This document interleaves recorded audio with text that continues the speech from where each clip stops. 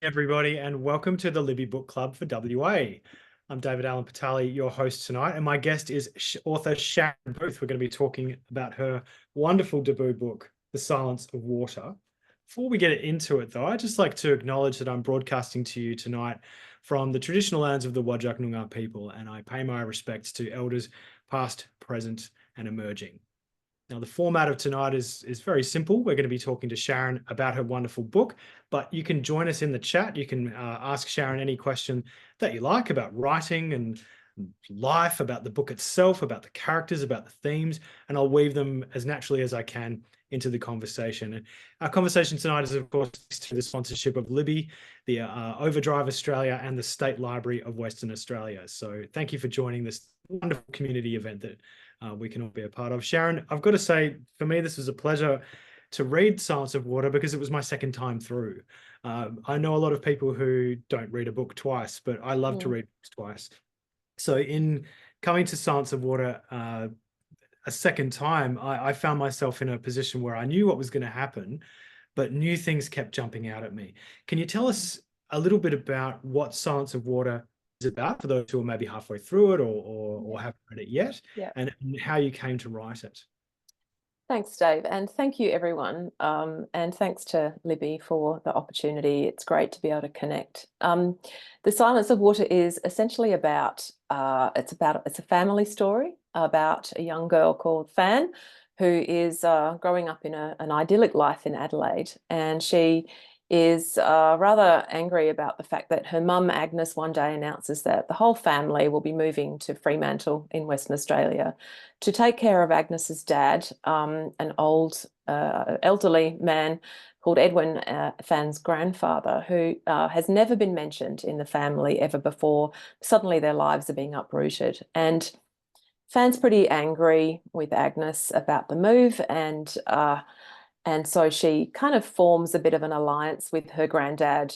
They make jokes at Agnes's expense, and she just really enjoys getting to know him. And the more curious she is about him, she goes on a bit of an expedition here and there to find out more about him, and she gets more than she bargains for and uncovers some pretty dark secrets. And then she has to decide whether or not how she's going to confront her mum, confront her granddad, and how this is all going to affect her own sense of who she is.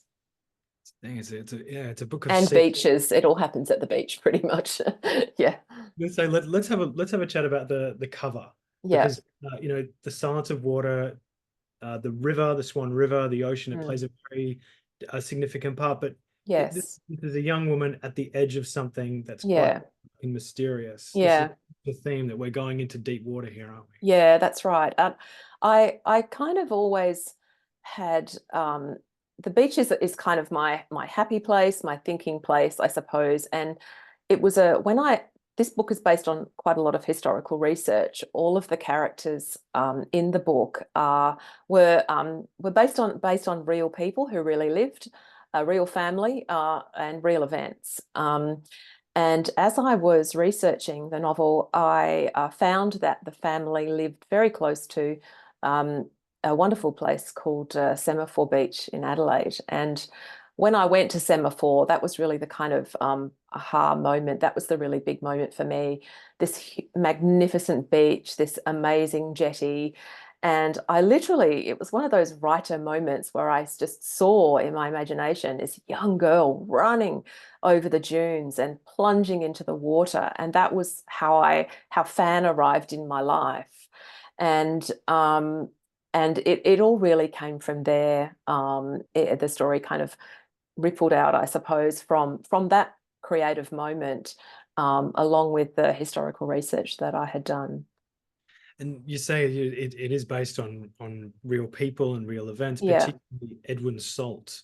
Yes. Can you tell us a bit about Edwin? Edwin is one of the central characters, but he's probably not the most pivotal one. That would be yeah. Fun.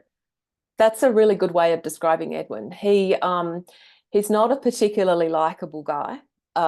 He is a drunk and a bully, and he's a pretty intelligent man, and a very angry man. And he I think he lives in a time when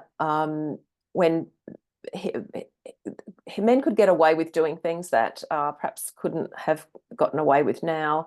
Although, as we were talking earlier, just before we started, there's some pretty troubling incidents that happen in this book, and I do need to point that out to you guys at the beginning of this, that we're probably going to talk about some pretty dark things, some violence against women types of issues that will come up. But Edwin is the kind of guy that has just never takes any responsibility for anything that happens to him. It's always somebody else's fault.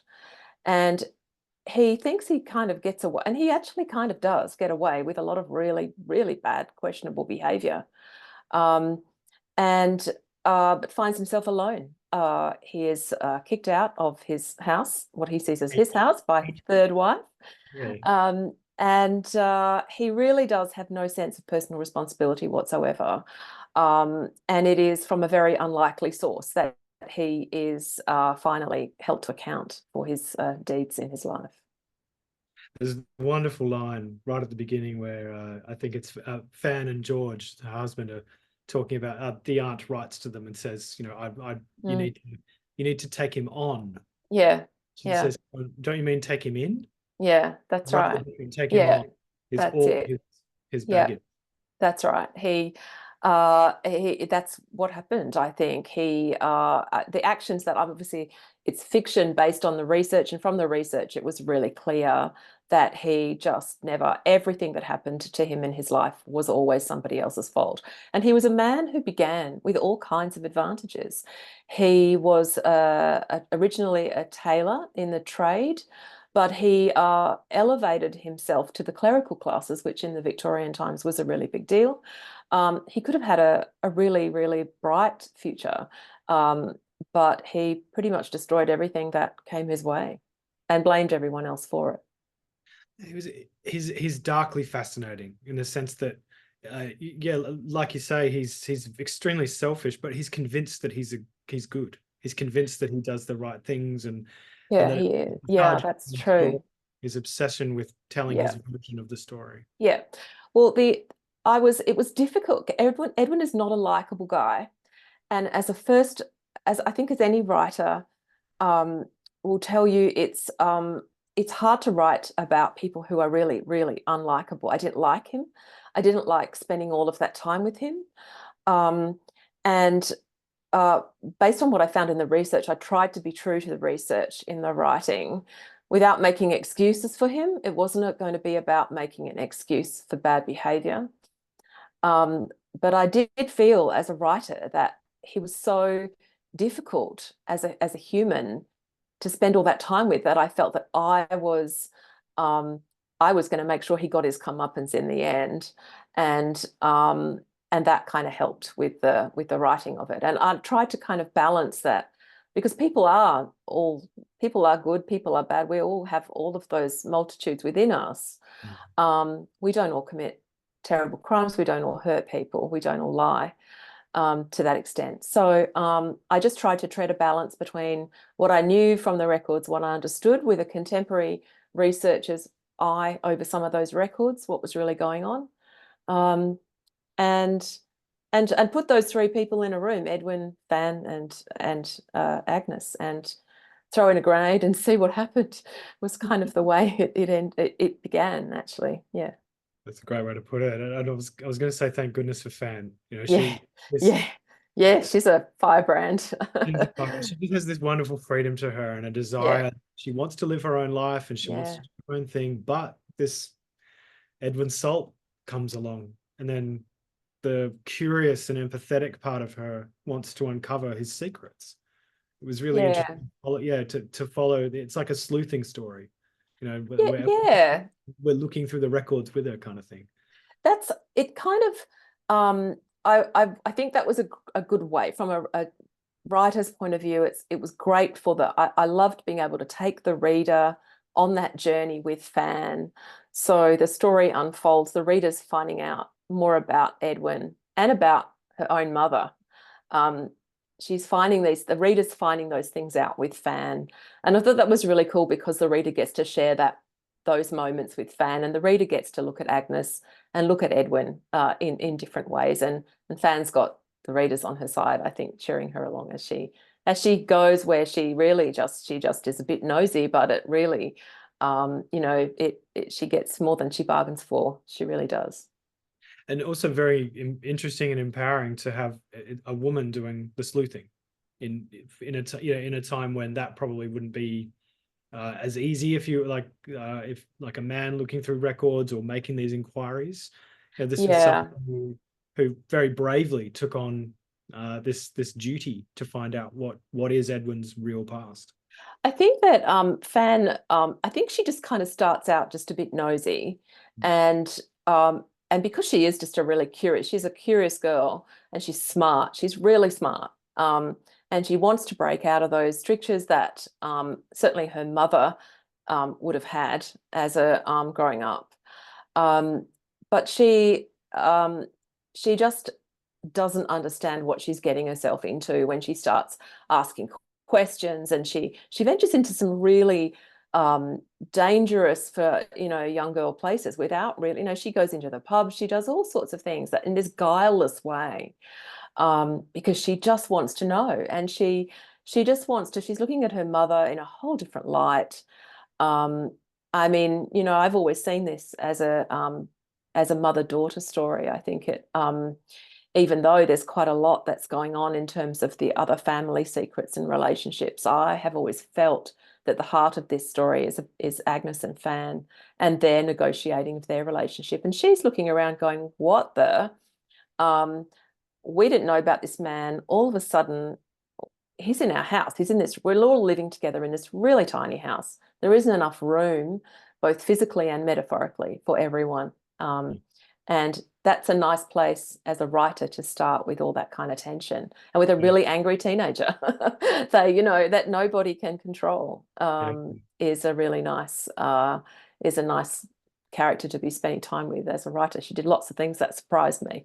Well, it's interesting in the sense that I guess in modern times, Australian, well, at least some Australians with convict history, obviously we didn't want to acknowledge that at all. No, not at all. Actually look into it, but it's not just oh, Seamus stole a pig from the English. He was transported for something rather minor. Edwin Salt was transported for something awful. Yep. That's right. Understandably, the mother's protecting the reputation of the family and protecting the narrative. So yeah, can we explore that that part of their relationship where there's one version of how life is for this family, but another entirely. I think this is a really common. I think it is a really, really common in families that there are secrets. Probably in every family, I'm willing to say that everyone who's joining us today could say, oh yeah, this is the secret that's in my family, if we were to ask them. Or this is the uncle that nobody talks about, but we're not really sure. And everybody knows what those rules are about what you can't talk about. But no one ever gives you a manifesto and says, well, you can't talk about this, you can't talk about that. And what I've found with the historical research, and obviously that we know about convicts in Western Australia, it was a real sense of stigma and shame about convicts because we weren't ever a penal colony like New South Wales. There was, we took convicts for about 20 years, and there was a period of time after that where we just never talked about them. In more recent times, it's kind of a badge of honour. But when we do talk about our convicts, I was really curious to know and to try and find out why we never talk about. First of all, we hardly ever talk about them. But we do talk about them. We talk about Moondyne Joe, and we talk about the Catalpa escape. We hardly ever talk about any of the others, the other, 9,994 guys. We don't ever talk about them. And why not? And what about those guys, like Edwin? There are a lot of them who committed serious crimes. What about what it took for them to cover up their secrets with their families? And where does that covering up and where does that secret keeping stop, and what is the effect of it? And that was my driving kind of question about what about this? How did this really affect us as a kind of on a broader level, but also at that kind of family level. This isn't, the Salt family is not my family. I haven't written about my own history, but I just really wanted to know, because in Western Australia, we just have this, it's like one big family where we all know the secrets that we can't talk about, and we just never do. And I'm fascinated by that. No, and last Libby Book Club, I was speaking to David Wish-Wilson about Oh, just yeah. this lack of historical appreciation that Yeah, tend to have in absolutely. place, this Yeah. amnesia. Yep. We see it everywhere. We see it. I'll try and keep off my soapbox at this point, but we see it everywhere. We see it everywhere. We see, we knock buildings down and we build new buildings. We knock the new buildings down and build something even newer. We can't decide how to see ourselves and who we are inhabiting this space. And there's a lot to be said about that. And I think there's a lot about a kind of collective guilt about the reason that we're here to start with. The only reason that we are here is because of land that was taken. So all of this kind of collective unconscious, and it's just very curious about this very narrow way that you can be West Australian. I found that myself as an immigrant, even when I was a kid. At primary school, there's no quicker way, more brutal way to learn about what's okay and what isn't, in how you speak, how you look, all of those things. And I've always been pretty fascinated by this very narrow way that you can be West Australian, and lots of ways that you can't. And convicts were for a long time. And I think now we love them, but we only love a certain type, and we don't want to think about the we're happy with the good-natured sheep stealers, and we're happy with Moondyne Joe, who escaped and defied authority, but we don't ever talk about the others. And what interested me was, what about the others? To tread carefully, because it's a pretty heavy subject. Yeah.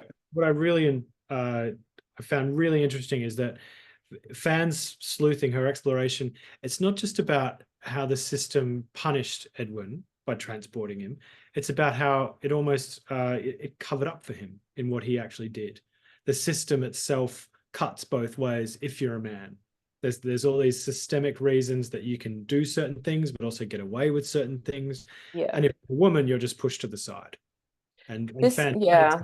water, this quite deep water, where she discovers, oh, hang on, oh, this is how it really is. Yeah. And I think that that is really true. And I think it was true then, and it's possibly arguably true in other ways, some similar ways now. The reason that Edwin certainly was able to get away with some of the terrible things that he did was because there was a system that allowed him to. And, the newspaper reports of when Edwin was tried, the newspaper reports spent literally more column inches on discussing and picking apart the character of his victim than it did on actually reporting what happened in court.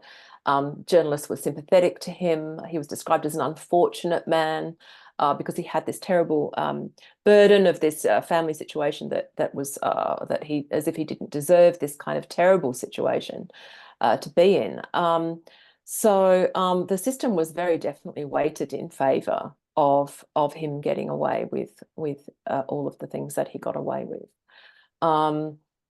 So yeah, I think we can. It is a very sobering moment to realise that so much of what I wrote about that happened in 1859 substitute a few details, and it could have happened in the very recent past, and that should trouble all of us, I think.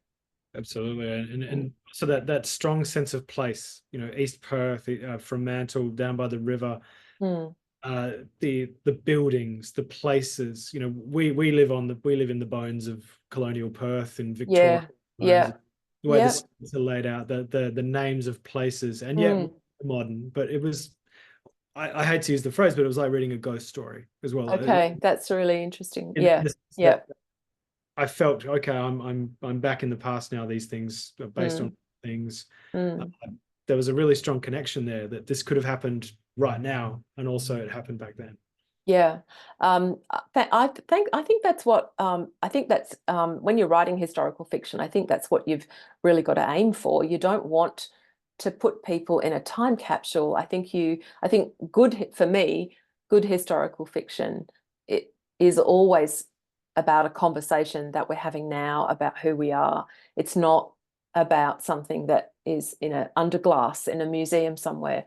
It's something that's living and breathing amongst us today, um, and that's what I was conscious of. I didn't want to distance the reader. I wanted a reader to feel like these were people who, this was a family just like theirs. It could be just like theirs. While it is considered historical fiction on the shelves, I have always said what I say about it is that it's a family story. It just happens to be set in the past. I didn't set out to write something with that label, although that's what I'm very happy that it's kind of become. But I set out to write a family story. It just happens to be set over a period of time that we don't live in at the moment. Where did you get the title from? Oh, It's so evocative and it's isn't it like, I think you could pull words out of hats, I think, sometimes, and make titles. I don't know, but I really struggled with a title for this book for a long time. It has been called lots of different things over the years that it took to write. But I knew when I found my title was a moment when I was reading the weekend review section, the book review section in the Weekend Australian, and I was reading a review of a book by a Portuguese writer, Jose Saramago, who has won the Nobel Prize and is a fine, fine writer. And it was his memoir, and that was just a pull quote in the review. And he had a translation of what he had written, which was, "There is no deeper silence than the silence of water." And when I read that, I knew that was going to be the title of my book. I just knew it. And I mean, water isn't particularly silent at all. Not when you're outside of it, not when you're underneath it. It's not particularly silent. But I love this idea that water is a way to muffle what's going on, but also water connects us. It separates us from something and connects us at the same time. And all of my characters, Agnes, Fan, and Edwin, all travel thousands of miles across oceans to try and escape their past, really. Excuse me. Excuse me. So they all travel. They have this common relationship with water, that they've all gone great distances from their origins. Agnes to escape her own history as her growing up years, and Edwin because he was transported, and Fan was also kind of, as Edwin says, "You've also been transported against your will." She didn't want to come to Freemantle. So while water separates us, it also connects us, and I really love the idea that we are separate and connect at the same time. I loved that, trying to explore that with these people that were in situations that they just didn't know what to do about. I'd love to return to Fan, because I love that image you had when you first were struck by what could be of a young girl running across the beach. That's Fan, right? Yeah, that was her. Her spirit is she's defiant, she's intelligent, she's curious, she's also quite moral. But coming up against someone in Edwin who's basically gaslighting her the entire time. Yeah. How does Fan keep her center, and also whilst she's also in tension with her mother and what she wants to be the story? I think Fan, when I kind of knew that the structure of the story would, for those who haven't maybe not quite read the book yet, Fan starts to talk to Edwin. Tells Fan stories about his days in the old country and about Agnes as a young girl, and she sort of sits down and listens to his stories of the old days. And these stories are very, very different to the family she has grown up in. She has not heard any of these stories before. There are people being talked about that she's never heard of before. It is all news to Fan. And I think she just really wants to know. And the reason I think that situation, those conversations is for Edwin, it's really the first time that anyone has listened to him in a really long time, even though he's full of bluster and he talks constantly about himself and is always talking. This is a new relationship for him. It's someone who's seeing him through new eyes. And I think he kind of lets his guard down a little bit, and he enjoys the fact that he's throwing in these little truth bombs, and Fan is then saying, causing this tension between Fan and Agnes. And I think how I kind of feel it, and how I hope it's kind of come together, is that it's kind of one of those, before you know it, they're in these situations of, God, these secrets, this is terrible, before they really know. Before Fan really understands the gravity of the situation, before Agnes really understands, and before Edwin is really certain that Fan has got to the bottom of his dark past. I think they're just kind of enjoying this warmth and this trust that they have, and this lightness of when they talk to each other. It's kind of one of those things that just almost happens by accident, or so I think Fan sees it that way, because she's young and she doesn't understand necessarily what's going on. And just an observation, it also feels like Edwin's done this before. He's got his like stock phrases and his stock stories, and he just hoodwinks people. He just brings them in. I think that Edwin was something really interesting. When I was preparing for our chat this evening, I got out a couple of the old documents, and one of the things that was one of those kind of hairs on the back of the neck moments that stood up, or that happened when I was doing the research in London. Eliza Salt, who in the book is Edwin's sister, and in real life was Edwin's sister. Edwin was apparently writing a narrative of his life while he was in jail. And Eliza had written to the authorities to ask that the narrative written by her brother may be given back to his family. So he had a real, I think he just really wanted people to know his story. And I'm not sure how happy he'd be with my version of his story. But I think that it's one of those things where he tells the stories when he's on the convict ship, and it becomes a kind of way of he doesn't have a lot of agency in certain situations, but by God, he's got a loud voice and he's going to make use of it. I just remembered, Sharron, I remember speaking to you about the Silence of Water in York.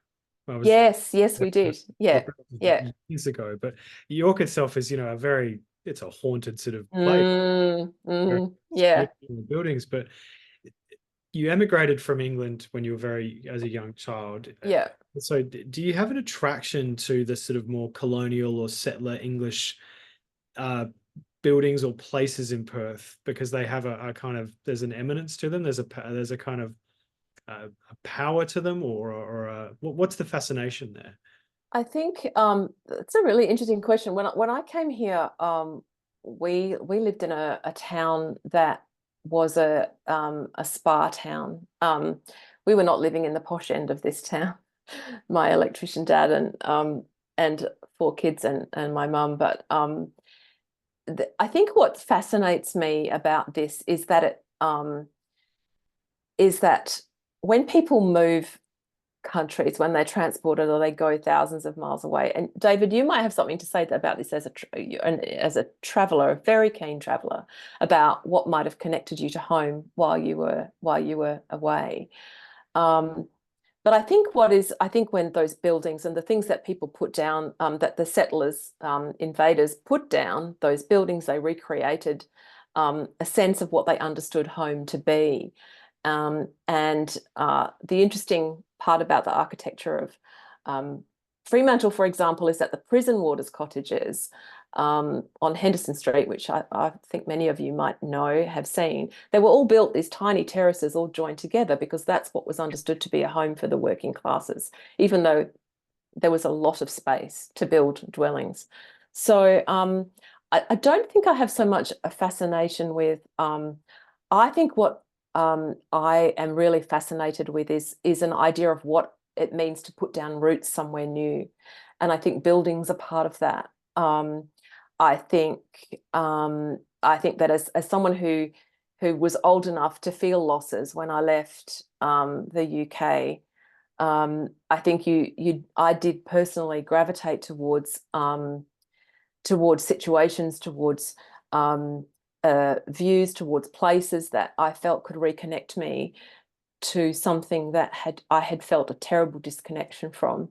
And so that for me is part of it. But I'm also really interested in what you said about ghost stories and York being super, like, it feels like a haunted place. I think the shadows of what these buildings mean and what these places, how places were taken, land was taken, places were kind of recreated, is a haunting story. I think it really is, and it's everywhere in where we live. And I was hoping to capture some of that because I guess as someone who does have a bit of distance from this place still, it fascinates me. Well, I have deep respect for Silence of Water because it's you tell the truth about the past. It's not a. I tried to. Thank you. I did try. Yeah. I remember as a kid going to a place called like Pioneer World. Oh. It was, like a theme park for set Yeah. and that kind of Yeah. thing. Just sort of completely Disneyfied, sanitized version, which ultimately is quite boring. I mean, yeah, that's the thing. The past is brutal and dark, but also we must be interested in it. I If we're agree. interested in it, it's a dereliction of our citizenship almost. That's me on my soapbox. No, that's absolutely. I totally agree with you. It's a really, and I think what's interesting about places like Pioneer World and these kind of theme park, like, well, the prison, dark tourism is a thing. I mean, you can go to Freemantle prison and you can have a tour and you can see all the behind the glass. There's instruments of torture. There's it's a really to me it's really deeply problematic. That how do we negotiate? How do we come face to face with who we are as a collective past? We're making a circus or a spectacle out of it. Are we so afraid of what we might find? And I think the answer is yes, we are, and justifiably so. And also in the sense that perhaps the buildings may have changed or slightly improved, but human nature remains largely the same. It's that's kind of in connection to my comment about a ghost story. It's that I recognized so much of the present world. We've touched on this, but also just contemporaneous events now. Back then, the system may have changed ever so slightly, but the players are all largely still the same, and the bulwarks are still the same. Yeah, I think that the structures are largely the same. I don't think we've moved that far along in 150 odd years, 160 years. I think things are changing, particularly in relation to a recognition of Aboriginal ownership of land. I think in other ways, we still have a really long way to go. And places it's all there. And I think part of the best part of the research that I loved about writing The Silence of Water was actually going to the places where some of these events happened and walking in the places, understanding the light, traipsing through the churchyards, going to all of the places standing in Edinburgh outside where the Edwin's trial happened. All those sorts of things were really necessary to my creative imagination and putting the story together, because I wasn't reporting on I didn't want to report on facts. I wanted to somehow try and bring a human connection to them. That's a rich vein we can go down. If we have time. The Silence of Water began as a university thesis, didn't it? Yes, it did. It did. But it grew and grew and grew. And also with your research, you went into some interesting corridors, shall we say. Yeah. Tell us about the process of doing that, of bringing history to life, but then also making it your own. I think that I began with this. I really had, and maybe I give this to Fan in the book, but I just really, really wanted to know about how it actually began. Was a research rabbit hole, about, it began with Annie, who was Edwin's third wife, who plays a minor part in the story in The Silence of Water, but my research began with her. She had been in jail herself for theft, and not a convict, but she was a colonial prisoner. She'd been in jail and she claimed that she'd been treated really badly by the prison warders. And she actually wrote to the governor. She made a formal complaint. And she, predictably, her complaint was rejected. She was ridiculed. She wasn't believed. And I just really wanted to know more about her. And so I looked into her life, found that she had married a man called Edwin Salt. And I was interested to know how he had arrived in Western Australia. And then when I found him quite by accident in the convict records, the accident being that I just had never expected him to be a convict because we never really talk about our convicts. There he was, and his rap sheet is makes for really sobering reading. Left this trail of wreckage of family in the UK, came here, same thing. And I did a lot of archival research here in Western Australia at the brilliant State Records Office and State Library. Amazing people who help you with anything. I didn't really know what I was doing, but I just was driven by curiosity and shock about what I found, and outrage, a lot of outrage about what had happened to the women associated with this man. So I did a lot of historical research. I'd had this crazy moment on Semaphore Beach where I had seen in my imagination this fan running across the sand dunes and leaping into the water. So I had this two extremes of writerly experiences. And I always knew that regardless of the historical research and the archives and this, silly moment on the beach, I just wanted to put these three people in a room and throw in a hand grenade and see what happened. So that's kind of how I guess I made it my own. I was curious to know what would happen when these three people came together, when they're all keeping secrets of their own. And they all have a lot of anger towards each other, and there's quite a lot of mistrust by the time they do come together in this room. And that's kind of, and of course the beach was a happy, there were so many water connections that for me as a beach girl, it was great to be able to do that and say, oh, I've stayed true to the story. So that's kind of how I think the relationship that Fan has with water is my relationship with the ocean, without a doubt, and probably a bit of Agnes's too. Yeah, so that's kind of how I did it. But for anyone who might be thinking of doing their own historical research or is a burning kind of historical fiction, I think I did too much research. It's not all in the novel. Otherwise, it would have been a very boring read indeed. But I think you can easily get tricked into. I don't know if you've ever found this, Dave, with anything that you've ever written, but you feel like you're working, you feel like you're being productive, but it's not getting the novel written. But you can find out an awful lot of information, and it's very seductive. So I did a lot more than I could ever, thank goodness, have ever put in the book, or else you would have all just been asleep if I even got it published. So yeah. I relate to that. I cut a lot of stuff from Locust Summer about farming equipment. So oh, okay, yeah. So, yeah. How did they roll cigarettes in the 1800s? Yeah, there goes 3 days. Yeah. Well, Sharron, we've got a great question from Christina in the chat. And just before we jump in, if anybody else has a question for Sharron on anything, please jump in the chat and be part of the conversation. So Christina's saying, did you find out if there are descendants of Edwin Salt still alive? And did you try to contact them about your research and your novel? Now, this is a really interesting question that comes up from time to time. And when I had got to I deliberately stopped at a certain point with the looking for descendants while I was in writing the manuscript.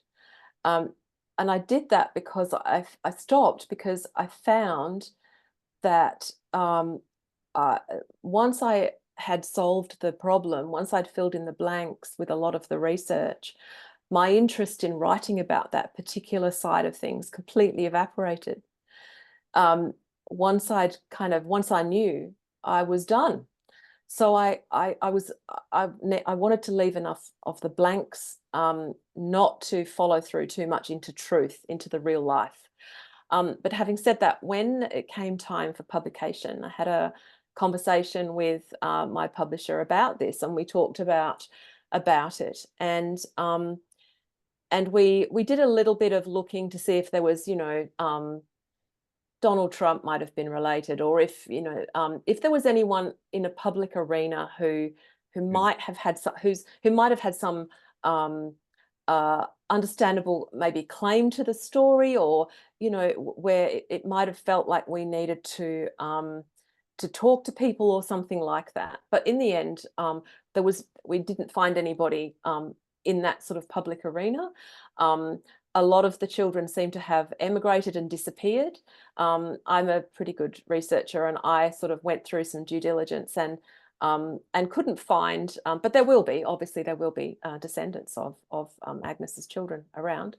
But we decided, more from a fiction point of view, we decided that this story, I've written this story based on public records. Anybody could have written this, the story that I'd written from the records that I've looked at. I haven't had any kind of particular access. I was not given any sort of particular privilege, apart from, of course, the privilege of being able to spend time in the National Archives and travel and do those things, which was an immense privilege. But I wasn't given anything special that anybody could have done what I did. And this story is one of the 10,000 men, and every person who's living in Western Australia who isn't an Aboriginal person has got an origin story of how their family arrived here. Everyone has a story, not necessarily like this, as difficult as this, but everyone has a story. And so we decided that wasn't an avenue. I think if I was writing a biography, that might have been something that I did, but I was only ever interested in fiction. That's my thing. I was only ever going to write fiction about this particular story. Does that answer your question? I feel like I was a bit long-winded. Sorry. That's good. Well, Sharron, you say anyone could have written the story, but you did, and yeah, this is the thing. The passion you have for this story, it's very evident in the way you're talking about it. But what drove you in this? Yes, you were interested. Yes, there were those happenstance moments, but this took a long time to write. It did. It took Many years. a lot of your bone marrow to do. Basically. It did. So, what drove you through this? What was the passion? I was Edwin Salt committed a pretty serious crime, and his victim was vilified in the press. She was silenced. There was virtually nothing that I could find out about her background. I could never establish a confirmed birth date for her. And yet Edwin was in the papers. He was written about, classified in documents, because he was he worked for the Customs and Excise, so his employment records are all available to anyone who wants to go look at them. His trial records, as with all convicts, and how they were treated and their experience in prison. So I was heartbroken, and I was outraged about what had happened. The only information that I knew for sure about his victim was from an autopsy report, was the most definitive understanding of that she had existed. And this to me was just horrifying. And I was driven by a desire to look. I wouldn't be so arrogant as to say to kind of give her a voice or speak for her. I think that's a kind of arrogant way to put it, but I felt like I had witnessed a crime, and I wanted to tell people what I had seen. And that is what drove me to, and in the end, I did stop and start with this a lot. I gave up a lot. I didn't think I could do it. I felt like this story really needed someone. It needed not the work experience kid, which is how I kind of saw myself. I didn't feel up to the job of this big task a lot of the time. But what drove me to keep going was my very clear desire to put something right, what I could do for Marianne. And I went to where she's buried in Scotland, and I put flowers on her grave, and I said, I just hope I can do you justice for what has happened to you, what happened to you. I just hope I can do your story justice. And that's why at the front of the book, I dedicate the book to her memory, as well as to my sister, who's my person. But most importantly, I wanted to say that, to remind myself when I was writing, and that this book is about Marianne. It's not about anyone else except her. Sharon, thank you. That's an extraordinary answer. Thank you. I was also going to say as well, on the front cover, you've got a quote there from Amanda. Oh, how lucky am I? I'm very grateful for that. Yeah. Amanda's a iconic West Australian writer who really goes into the darkness of the past and brings it out. Have you had inspiration from writers like Amanda working in Western Australia or beyond? Yes, in fact, Amanda's book, can I say, if you have enjoyed The Silence of Water, please go and borrow The Sinkings by Amanda Curtin. And because it was the novel that I read, that novel, and I realised that, oh wow, so we can write this kind of story about Western Australians too. You don't have to be Thomas Keneally or Kate Grenville writing about anything that happened in New South Wales. We can actually write these kinds of stories here. And Amanda, for me, her book, The Sinkings, is the absolute gold standard of a writer who can combine meticulous research with just an amazing storyteller's imagination. And she was my inspiration. And so to have her read the book before, I didn't know this until my publisher Georgia told me, but Georgia asked her if she would read it and if she would provide a cover quote, and she was very happy to. Amanda was very happy to do that, and I was just, it was one of those moments. I was just it was amazing, humbling moment, very grateful that someone I admired so much had thought I'd done a good job. Yeah, definitely not the work experience kid, Amanda. I felt like it. I did.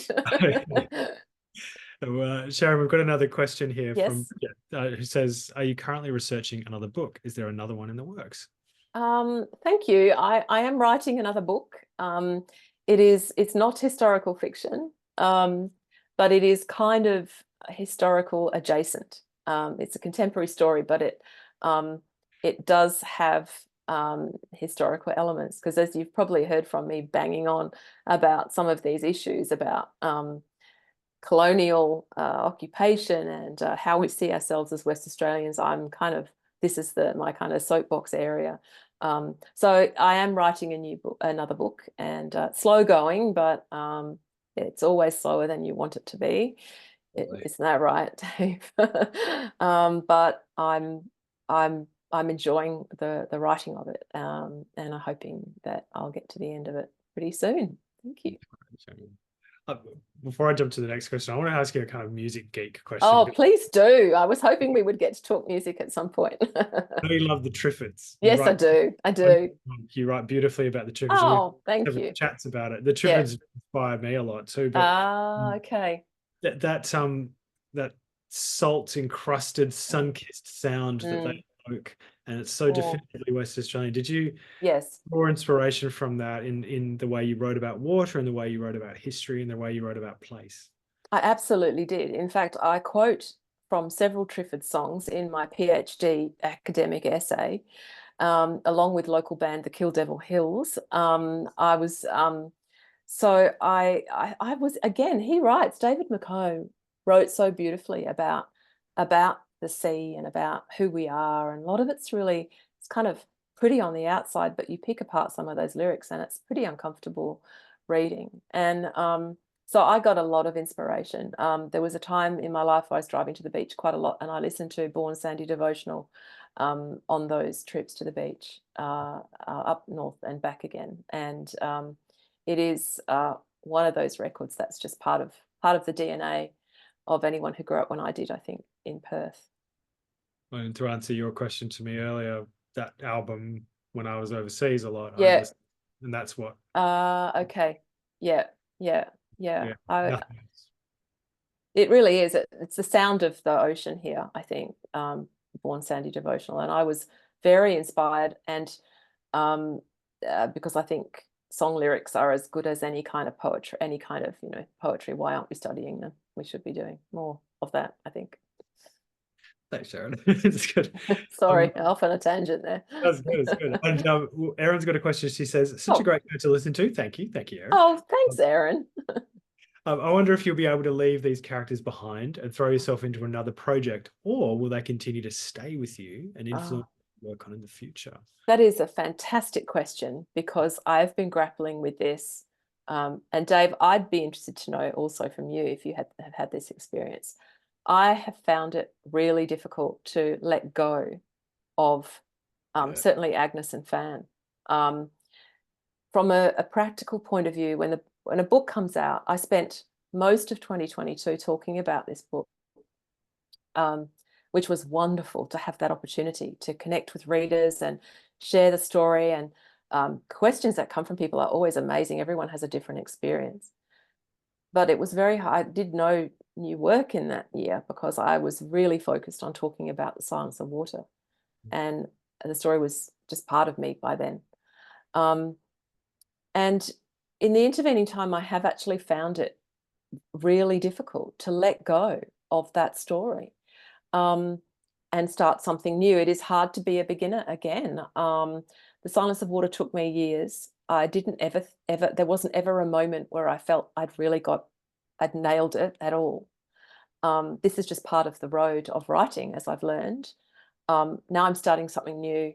I've actually had to make a conscious decision to sort of mentally let go of Agnes and Fan and let them live their life in creative land while I focus on these other characters. It's quite a weird thing, but it is. I found it hard. Dave, did you find that, or were you done with Locust on the characters when you It took a while. When you finished the book? Yeah, it took a while because and like you, I was in talking about it mode, and and hearing how other people came to the story and what they got out of it, and it's hard to shake.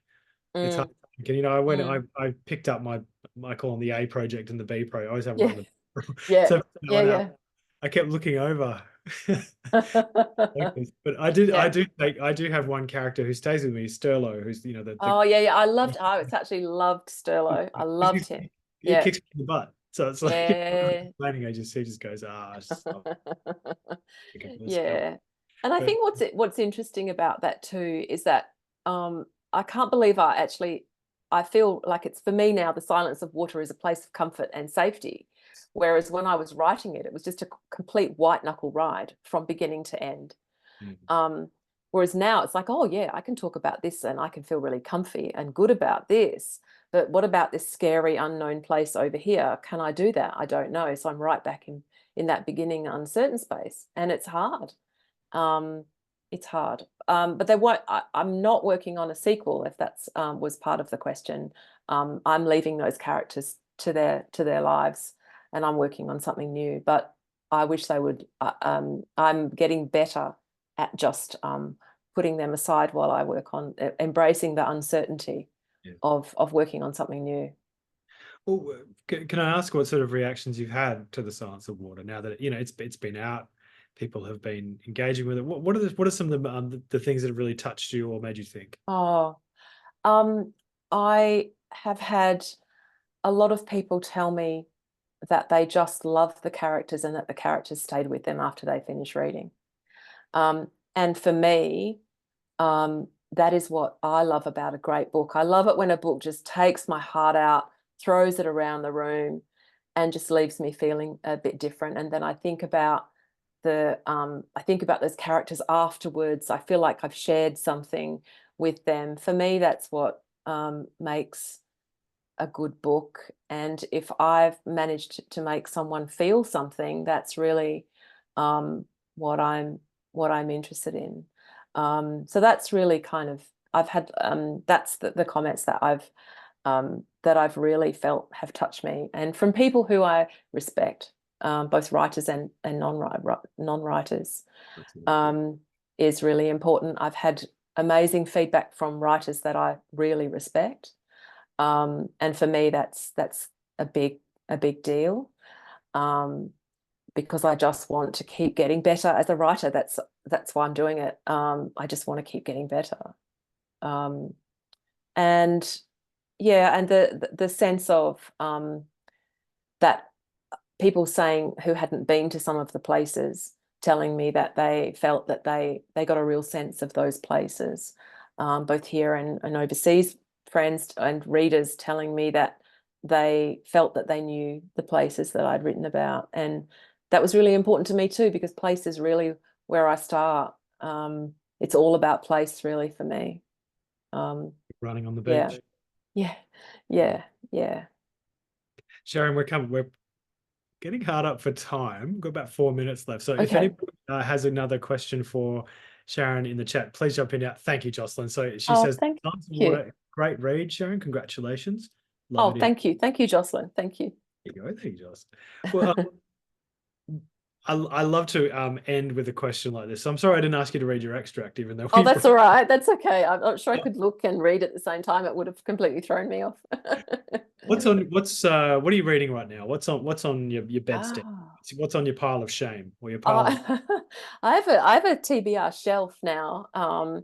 I have just started reading a new novel called Chloe by Katrina Kell that came out just a couple of weeks ago.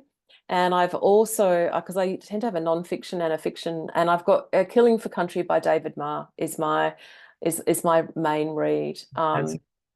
Killing for Country is the absolute, honestly, it's the book that Australia, everyone should read it. It is dense, it is intelligent, it is compassionate, it's unflinching, and it's absolutely brilliant. So they're the two that I'm reading at the moment. I have a few more on the pile. Salt River Road is next to Molly Schmidt, the book that won the Hungerford last time around. Yeah. Molly was our guest on the Libby Book Club. Oh, I'm looking forward to reading her book. She's absolutely wonderful. That's a superb book. Yeah. So, and got one last comment. Thanks for a wonderful chat, Sharron and David. This is from Joe Morrison. Loved it. Oh, thank you, Joe. Hi, Joe. How you going? Absolutely not the work of the work experience kid. Thanks. It also weirdly aged me about 1,000 years as well. So it was like, was I young? Was I, from a different era? It was a weird experience, but thank you, Joe. And also Rosemary, great chat. And Marita, thanks. Really enjoyed reading your book. Thank you, everyone. Thanks, everyone. Thank you. I've really come to understand that it is, as a writer, and I always knew this as a reader, but I've really come to understand that for someone to invest time in reading your book is a massive undertaking, because we're all busy and we can all do something else and we can all choose something else. And the fact that people choose to spend time with your book, with the characters, and then tell you that they've enjoyed it is just the absolute best thing. And it's the reason why we do it. So thank you. Sharron, thank you for your time. Thank you for writing the song. Thanks, Dave. Thanks for great questions, especially the Triffids. Thank you, everybody, for joining us tonight on the Libby Book Club for WA. The recording of this is going to be on the YouTube channel if you want to share it with your friends or listen to Sharron's wonderful answers tonight. So really appreciate everyone joining us. And do spread the word about the Libby Book Club for WA. Use Libby. And next month, we'll see you back. And have a great evening, everybody. Good night. Thanks. Thank you. Thanks, Julianne, as well.